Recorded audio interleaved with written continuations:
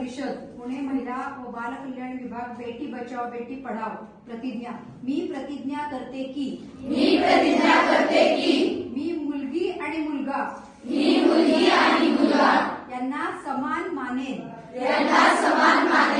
स्त्री भ्रूण हत्येचा आणि असे कृत्य करणाऱ्याचा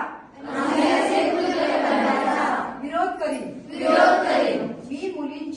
मी मुलींच्या शैक्षणिक सामाजिक राजकीय आर्थिक समानतेसाठी सदैव कटिबद्ध राहीन। बेटी बचाओ बेटी पढाओ या राष्ट्रीय अभियानात सहभागी होऊन अभियानाच्या यशस्वीतेसाठी सदैव प्रयत्नशील राहीन।